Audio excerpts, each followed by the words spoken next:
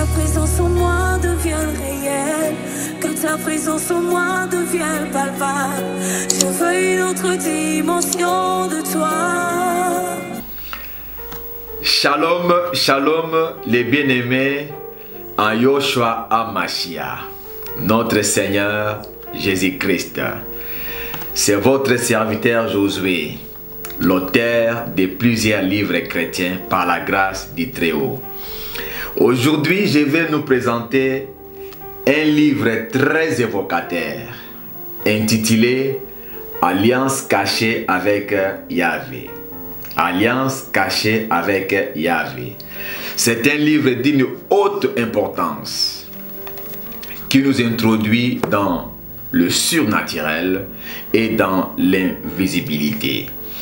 Nous nous sommes rendus compte que beaucoup de chrétiens sont devenus comme des perroquets. Pourquoi? Parce que d'année en année, ils répètent les mêmes prières. Et ce livre vient pour casser le plagiat, la routine et les mécanismes spirituels. C'est un grand remède qui nous introduit dans l'inhabituel où se cache le Créateur Elohim. Mon exposé a 7 points importants que je vais partager avec nous.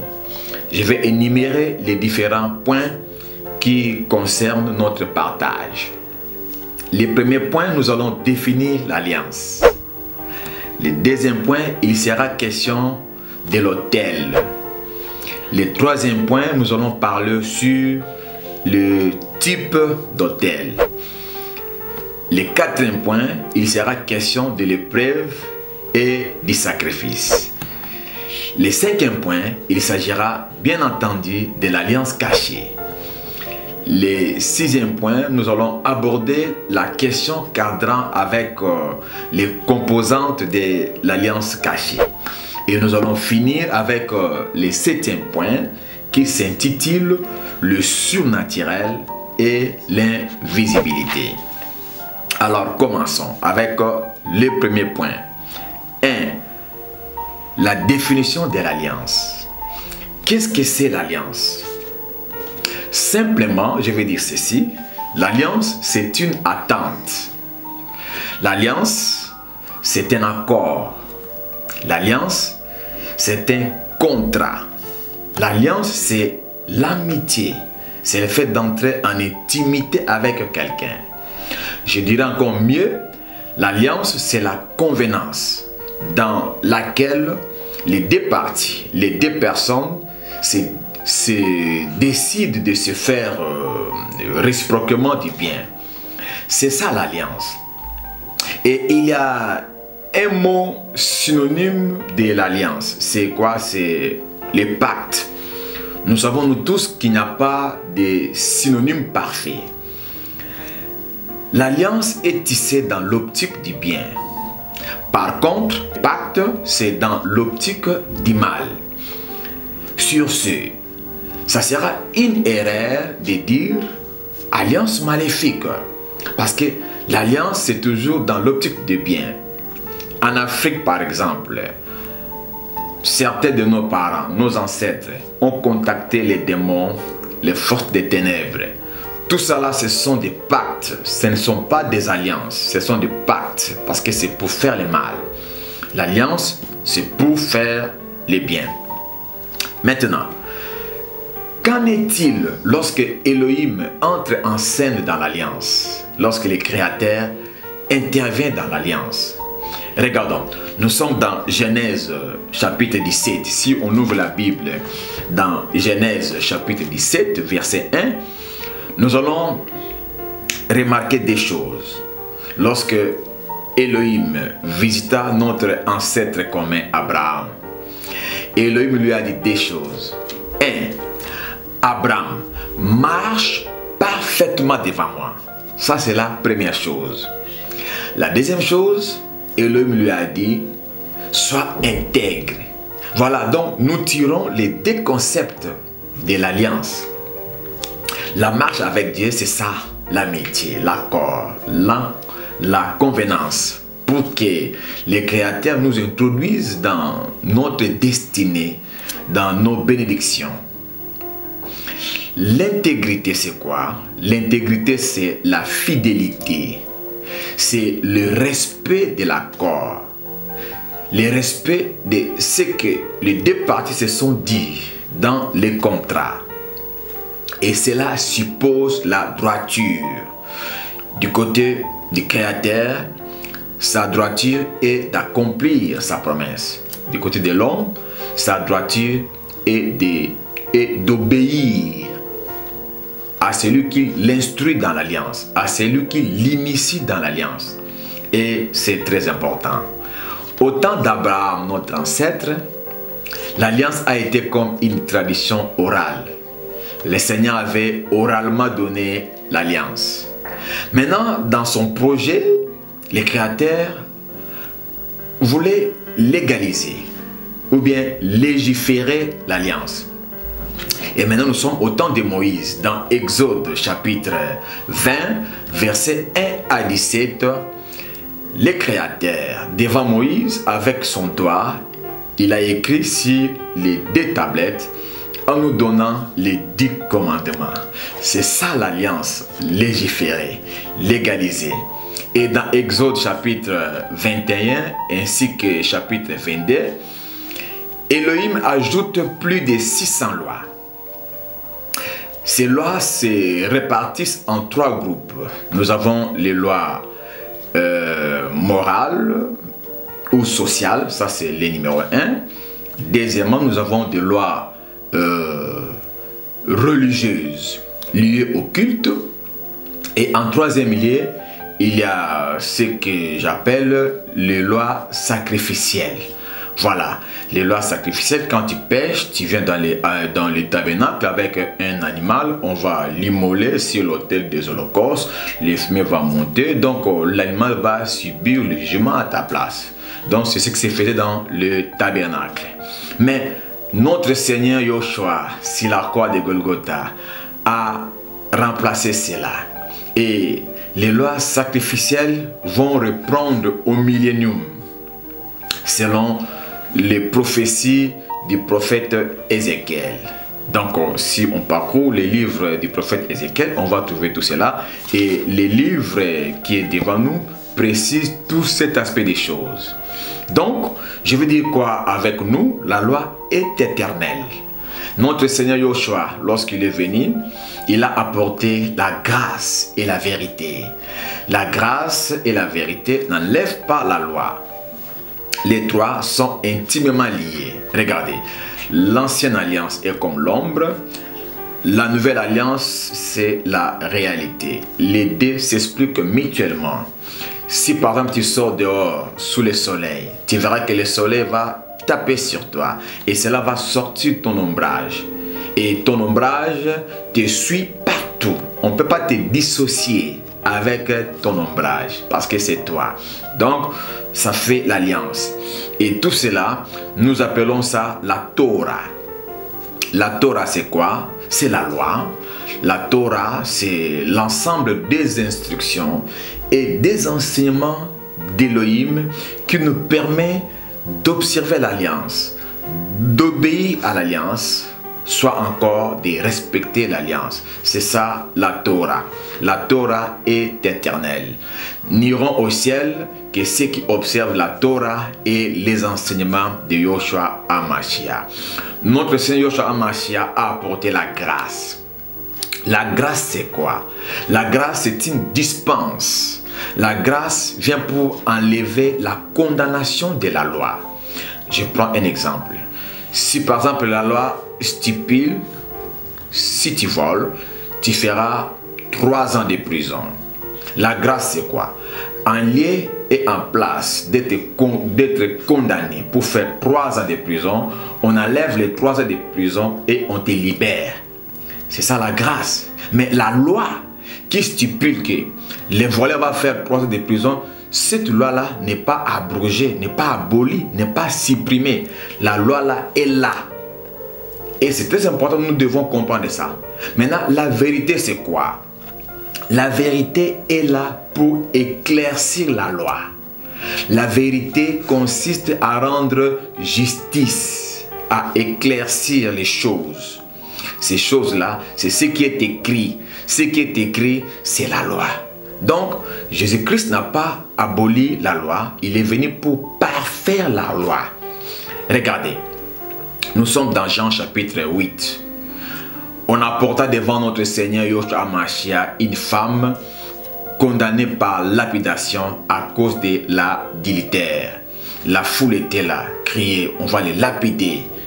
Et maintenant, Christ a posé la question.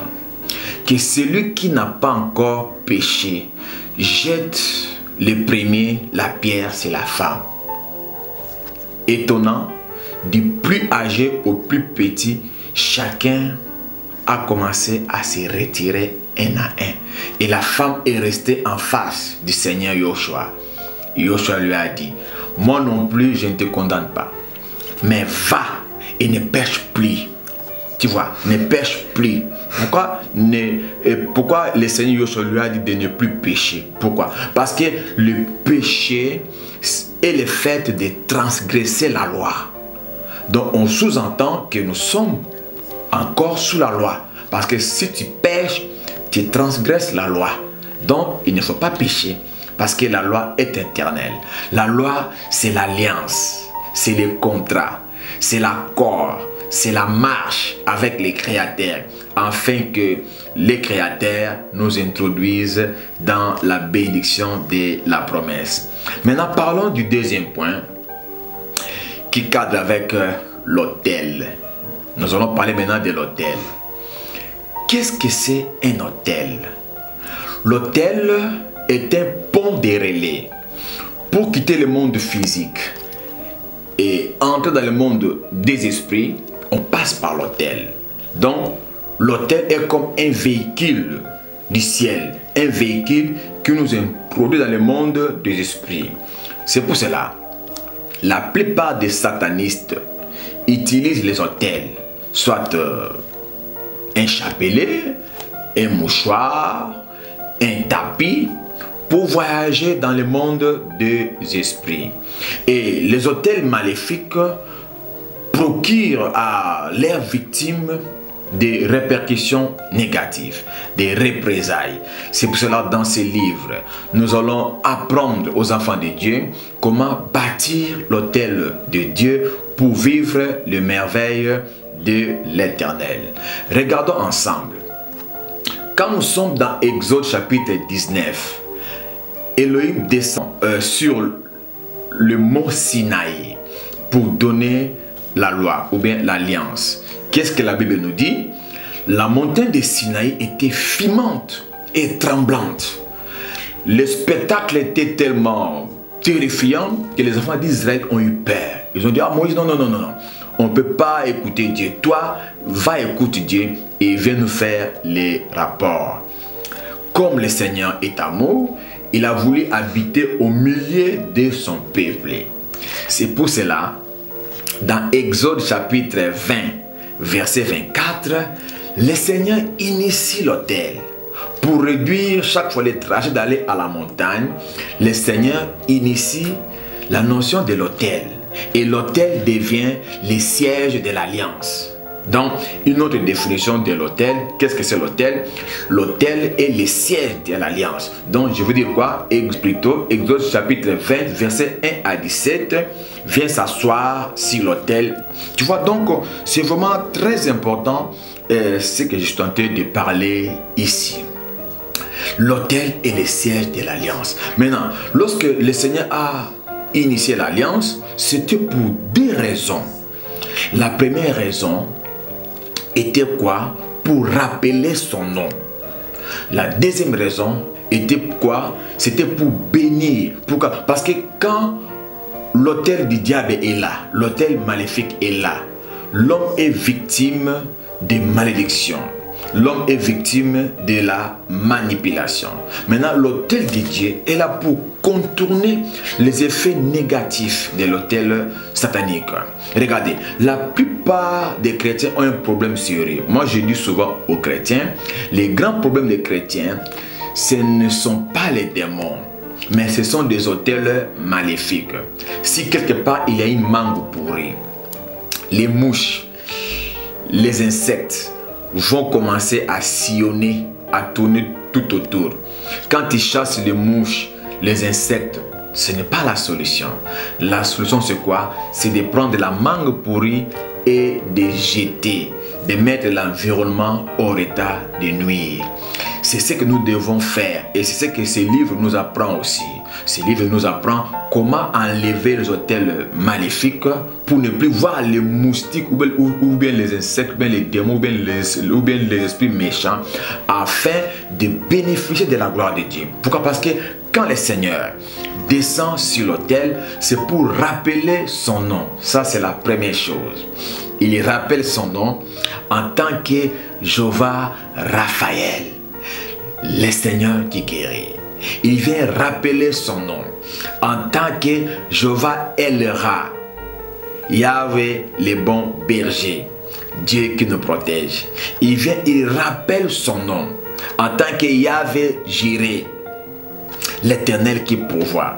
Il rappelle son nom en tant que Yahvé Shammah. Il marque sa présence dans ta vie quand il bâtit l'autel. Il rappelle son nom en tant que Jéhovah Nissi, c'est-à-dire celui qui donne la victoire, celui qui donne le succès, celui qui donne la réussite. Jéhovah Nissi. Il rappelle son nom en tant que Jéhovah Tsidkenu, celui qui vient pour nous justifier. Il rappelle son nom en tant que Jéhovah Shalom, celui qui vient pour nous donner la paix. Écoutez, quand tu vas entrer en contact avec ce livre, je vois la paix entrer dans ta maison. Quand tu seras initié dans la logique de l'autel avec les seigneurs, je vois la paix entrer dans ta maison. Il rappelle son nom et il vient encore pour bénir. Parce que l'autel de Dieu nous permet d'invoquer les seigneurs. C'est le cas de Jabet. Jabet était né dans la souffrance. La Bible dit dans 2 Chroniques, dans 1 Chronique plutôt, chapitre 4, versets 9 à 10, et Jabet invoqua le Seigneur. Donc quand on invoque Dieu, on fait recours à un autel. Donc Jabet était entré dans une alliance cachée avec Dieu en bâtissant un autel. Il a dit, Éternel, si tu me bénis, si tu élargis ma tente, si tu mets ta main sur moi, si tu me donnes la grâce et que tu me protèges. Donc voilà un peu l'importance de bâtir l'autel avec les seigneurs. C'est pour cela, chaque fois que les seigneurs visitaient Abraham, Abraham entrait dans la logique de bâtir un autel avec les créateurs. Donc l'autel de Dieu a pour raison de contourner les effets négatifs de l'autel maléfique. Et nous allons découvrir tout cela dans ces grands livres très importants, car l'autel est le siège de l'alliance. Maintenant, nous allons souligner un fait. Nous avons un autel qui est le Seigneur Jésus-Christ. Pourquoi? Parce que l'autel aujourd'hui n'est pas forcément physique. L'autel est beaucoup plus spirituel. Nous allons voir ça quand nous allons toucher la question cadrant avec les différentes composantes de l'autel. Nous continuons par la grâce de Dieu. Nous allons voir maintenant le troisième point, les types d'autel. Dans ces grands livres, je nous invite à découvrir 7 types d'autels. Je vais les énumérer pour nous donner le temps de parcourir ces grands livres. Le premier type d'autel, je le mentionne ici, le trône de Dieu au ciel. Le trône de Dieu au ciel, c'est un autel. Si nous regardons Apocalypse chapitre 4 et Apocalypse chapitre 8, nous allons découvrir cela. Au chapitre 4, le trône de Dieu au ciel est environné de l'arc-en-ciel. L'arc-en-ciel symbolise le trône de Dieu. Dans ce livre, j'explique les différentes couleurs de l'arc-en-ciel. Chaque couleur a son explication et chaque couleur peut aussi déterminer un type d'alliance que tu peux tisser avec les créateurs. Je veux que nous puissions parcourir ces livres pour découvrir les différentes significations de ces couleurs comme cela est présenté dans ces livres. Maintenant, regardons au niveau de Apocalypse chapitre 8. Devant le trône de Dieu, il y a un autel. Devant l'autel, il y a un ange. L'ange là détient un ascensoir. Quand nous prions sur la terre, nos prières ne passent pas directement au trône de Dieu. Ça passe d'abord dans l'ascensoir et l'ange vient avec l'ascensoir sur l'autel. Cet autel est bien entendu l'autel de l'alliance. Cet autel est comme les grands portables de Dieu au ciel, les grands cellulaires de Dieu, où chacun doit avoir son code ou son numéro référentiel. Nous verrons plus loin que ces codes-là est ce que j'appelle ici l'alliance cachée. Pourquoi? Quand toi tu es sur la terre, dès que tu dis allô, il faut que ton numéro apparaisse dans les répertoires dédiés au ciel. Donc il faut que tu sois dans une alliance secrète avec les créateurs. Beaucoup de chrétiens n'ont pas de références dans les grands portables de Dieu, ce qui est vraiment dommage, ce qui est vraiment regrettable. Et ces livres nous apprennent comment constituer un code secret avec les créateurs, comment avoir un numéro référentiel au ciel quand tu dis allô et que le Seigneur te regarde directement. Ceux qui sont dans l'alliance cachée avec Dieu, leur présence apparaît comme une représentation ou bien comme un monument sur l'autel de Dieu au ciel. Quand toi tu pries sur la terre, Dieu te regarde sur l'autel si tu as une référence.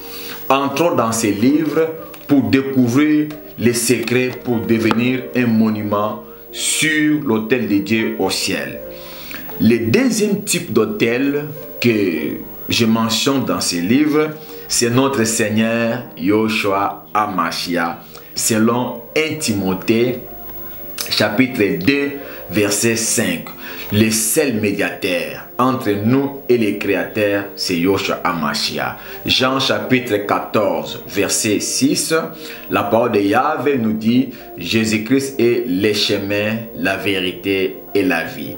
Pourquoi notre Seigneur Yoshua est l'autel? C'est grâce à son œuvre salvatrice accomplie sur la croix de Golgotha.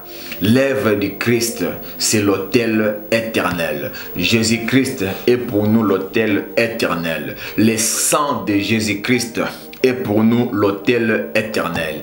Si on me pose la question, qu'est-ce que c'est un chrétien? Moi, je vais dire, un chrétien, c'est celui qui se sanctifie dans le sang de Yoshua HaMashiach. Et c'est très important. Découvrons toutes ces choses dans ces grands livres. Le troisième type d'autel, je mentionne ici un oint de l'Éternel mandaté, un oint de l'Éternel qualifié. Moi qui vous parle, je suis un oint de l'Éternel. Le fait que tu m'écoutes, si ton cœur est touché, je te branche au Créateur. Donc je suis en même temps un autel. Le cas biblique ici nous est présenté par Samuel. Samuel a géré des dynasties. La royauté de Saoul et celle de David. Donc Samuel a été un autel vivant sur la terre et pouvait connecter n'importe qui au Seigneur. Donc un homme de Dieu qualifié et mandaté est un autel. Le quatrième type d'autel, je souligne ici, c'est le cœur de l'homme. 1 Corinthiens chapitre 3 verset 16, la Bible nous dit: notre cœur est comme le temple du Créateur. Nous pouvons rencontrer le Seigneur au fond de notre cœur. C'est pour cela que nous devons chaque fois avoir un cœur pur. Le livre de Matthieu chapitre 5 verset 8, la Bible dit: heureux ceux qui ont le cœur pur, car ils hériteront le millénium, car ils hériteront la terre. La terre dont on parle ici dans Matthieu chapitre 5 verset 8, c'est le millénium. Donc il faut avoir le cœur pur pour régner 1000 ans avec le Seigneur Yoshua HaMashiach. Le cinquième type d'autel présenté dans ces livres, c'est l'église. Lorsque je parle de l'église, ce n'est pas forcément église bâtiment. Parce que lorsqu'on parle de l'église, les gens font directement allusion à l'église bâtiment. L'église ici est beaucoup plus l'ensemble des saints. Le peuple de Dieu appelé hors du monde. La Bible dit, là où 2 ou 3 sont réunis à mon nom, je suis au milieu d'eux. Donc l'église, c'est l'ensemble des saints. Lorsque les saints pris ensemble, ça fait un branchement au ciel. Ça fait une vraie connexion avec le trône de Dieu au ciel. Et l'église spirituelle peut être représentée physiquement par un préchoir ou bien un litrin ou encore un autel fait à base de bois. Et c'est très important, nous devons comprendre toutes ces choses-là. Gloire au Seigneur. Le sixième type d'autel mentionné dans ce livre est ce que j'appelle un endroit approprié. Dans 2 Timothée chapitre 2 verset 8, la parole du Seigneur nous recommande de prier en tout lieu. Ta chambre, ton lit, ta voiture, ta maison, peut-être un hôtel. Le problème c'est quoi? Il ne faut jamais profaner cela. Moi, j'ai l'habitude de prier en brousse, dans une forêt. Là où je prie, habituellement, j'arrive à arranger ça. Cet endroit approprié devient un hôtel. Je ne dois pas profaner cela. Parce que dès que je suis là, je me sens connecté au Seigneur ou au trône de Dieu. Tu peux faire ta voiture, ta maison, un hôtel, et c'est très important. Évitons de profaner les endroits appropriés. Ces livres mentionnent beaucoup d'endroits appropriés, on peut découvrir ça. Le septième type d'hôtel, c'est quoi? Ce sont les objets sacrés. Et c'est très important. Ces livres, Alliance cachée avec Yahvé, c'est un objet sacré. Je ne joue pas avec ces livres. Parce que la lecture simplement de ces livres peut te connecter au ciel, peut te connecter au trône de Dieu. Donc ça, c'est un objet sacré. C'est un hôtel. Et dans ce livre, nous mentionnons beaucoup d'objets sacrés, tels que la coupe de divination de Joseph. Durant sa primature en Égypte, Joseph avait une coupe de la divination qui lui permettait de gérer les choses. Ça, c'est un objet sacré. Ça a été un objet sacré pour Joseph en Égypte. Le bâton de Moïse a été un autel. Ce bâton a permis à Moïse de fendre la mer Rouge. La mer Rouge a été séparée en 2 parties. Les enfants d'Israël sont passés à pied sec grâce à l'autel qui était les bâtons. Ce livre va te permettre de découvrir les objets sacrés que tu peux utiliser. Ce livre nous apprend comment faire un objet que ça soit sacré. C'est avec ce même bâton que Moïse a frappé les rochers et l'eau a jailli. Et c'est très important de découvrir toutes ces choses dans ces grands livres.